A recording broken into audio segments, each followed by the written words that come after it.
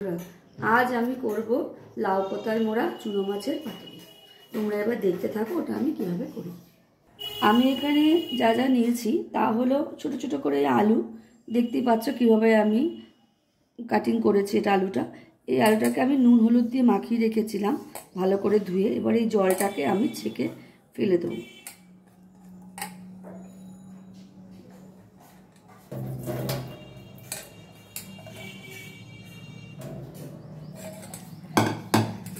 দিয়ে নিলাম।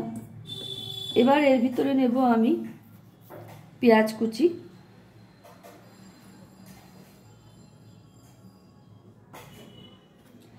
আমি দু রকম ভাবে পেঁয়াজটা কুচি করেছি। একটা করেছি এরকম খুব ভালো করে ফাইন চপ করেছি পেঁয়াজটাকে, আর এটা করেছি একটু বড় বড় যাতে একটু মুখে পড়ে খেতে ভালো লাগবে বলে। আমি দিয়ে দিলাম প্রথমে এই টমেটো আর এই পেঁয়াজ, তারপরে দিয়ে দিলাম পেঁয়াজ আর এখানে রসুনের কুচি আছে এটাও আমি দিয়ে দিলাম।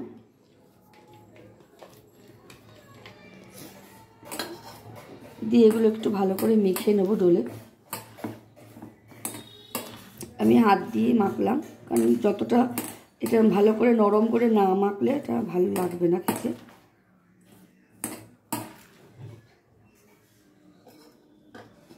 এরপর আমি এখানে রেখেছি চেরা কাঁচা লঙ্কা দিয়ে দিলাম, আর দিয়ে দিলাম ধনেপাতা কুচি।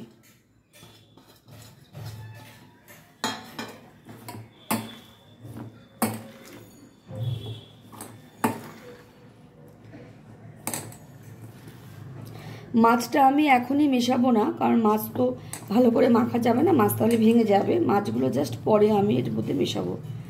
আমি আগে এই সমস্ত আলু, পেঁয়াজ, টমেটো, কাঁচা লঙ্কা, রসুন কুচি, ধনেপাতা কুচি সব দিয়ে এটা মেখে নেব। এর ভিতরে এবার আমার কিছু মশলা যাবে। এবার আমি এগুলো পুরো মেখে নিয়েছি ভালো করে। এবার এর ভিতরে আমি কিছু মশলা দেবো। একটু সামান্য একটু গুঁড়ো লঙ্কা 2 চামচ মতো, টেস্টের জন্য সামান্য একটু চিনি,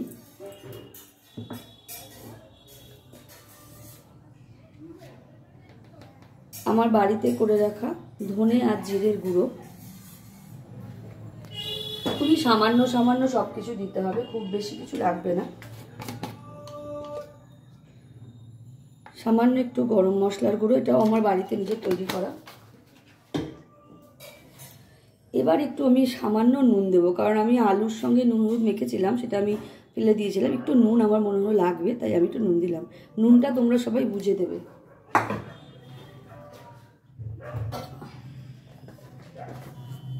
আর এবার দেব সর্ষের তেল।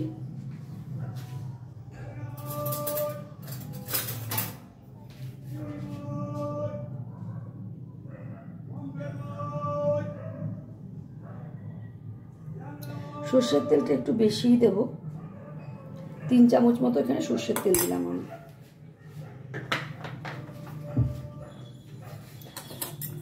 এটাকে এবার আবার ভালো মতো আমি এটাকে মেখে নেব। কারণ আমি আগে হাত দিয়ে চটকে মেখে নিয়েছি তাই আমি আর এখন হাত লাগালাম না।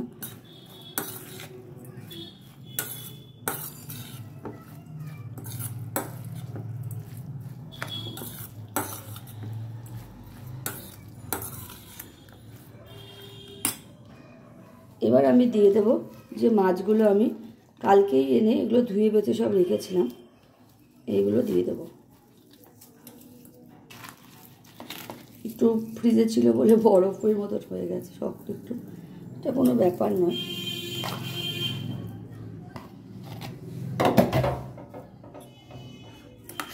এটাও এবার ভালো করে মেখে কিছুক্ষণ আমি এখন 10 মিনিট 15 মিনিট মতো রেস্টে রাখবো এটা। কারণ হচ্ছে যে এটা মশলাটা এর ভিতর ঢুকতে হবে মাছটার ভিতরে সম্পূর্ণ। আমি এবার হাত দিয়ে মেখে নিচ্ছি, একটু চামচ দিয়ে এটা হচ্ছে না, এটা আলগা হাতে একটুখানি মেখে নিতে হবে মাছটা। আর মাছটা আমি এখন আপাতত একটুখানি রেস্টে রাখবো 15 মিনিট, কারণ সমস্ত তেল মশলাটা মাছের ভিতরেও ঢুকতে হবে।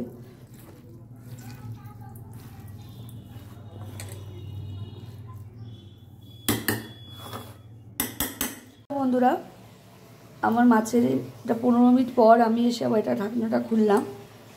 এখন আমার এটা হয়ে গেছে, মাখাটা এতক্ষণ আমি রেস্টে রেখেছিলাম। এবার আমি এটা লাউ পাতায় মুড়বো। কীভাবে মুড়ছি এবার তোমরা দেখে নাও।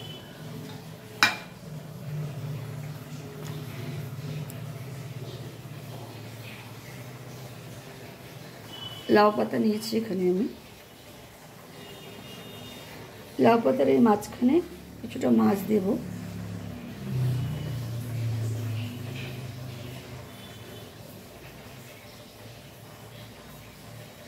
এই লাউ পাতাটা কিন্তু পুরোটাই খাওয়া যাবে।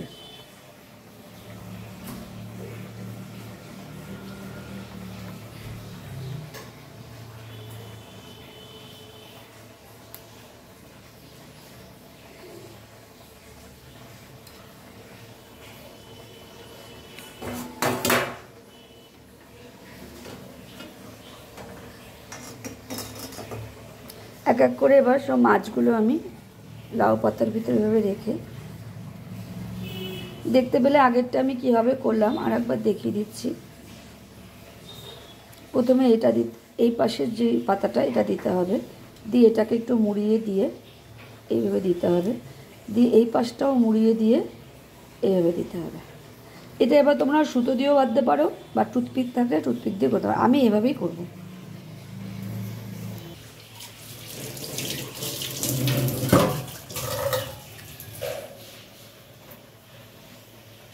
এখন আমি গ্যাসের উপরে কড়াইটা বসিয়ে দিয়েছি এবং কড়াইটা আমি ভালো করে গরম করে নিয়েছি। এবার আমি এরপরে সর্ষের তেল দেব, কারণ লাউ পাতাটা পুরোটাই খাওয়া যাবে, তাই এটা পুরোটাই ভাজা হবে, তাই একটু বেশি করে সর্ষের তেল দিলাম। এবার আঁচটা একটু কমিয়ে দেবো আমি, দিয়ে এবার একে একে এই পাতাগুলো এর উপরে আমি বসিয়ে দেবো। আমার কড়াইটা ছোট, তাই আমি তিনটে করে দিলাম। এবার এটাকে আমি ঢেকে দেবো। আঁচটা অবশ্যই আমি কমিয়ে রাখবো, সাবধানে দেবে, নাহলে খুব ছেটে। দেখো অনেকটাই হয়ে গেছে। আমি মাঝখানে একবার উল্টে দিয়েছিলাম, আর একবার আমি উল্টে দেখবো। তাকে এভাবে ধরে আস্তে করে খুন্তি দিয়ে থেকে উল্টাতে হবে।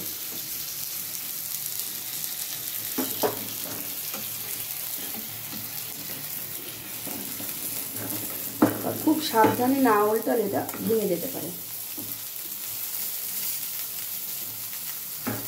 তেমন অনেকটাই হয়ে গেছে। যেহেতু এটা আমি সুতো দিয়ে বাঁধিনি বা টুথপিক দিইনি, ওই জন্য আমি একটু সাবধানেই করছি। তবুও করতে হবে, তা খুবই সাবধানে এটা উল্টাতে হবে, নাহলে তো হবে না। দেখতে পাচ্ছ পুরো ভাজা হয়ে গেছে আমার।